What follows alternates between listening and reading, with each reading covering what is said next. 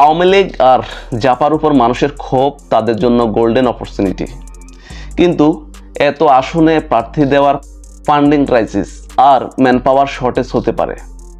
ইসলামপন্থী দলগুলো প্রায় ফ্যান্টাসিতে ভোগে, নিজেদের পাওয়ার বেশি ওভারস্টিমেট করে। জামায়াতের ইন্টারনাল জরিপ বলছে 80টা আসনের শক্ত প্রতিদ্বন্দ্বিতা, কিন্তু এবার রিয়েল চ্যালেঞ্জ বিএনপির সঙ্গে।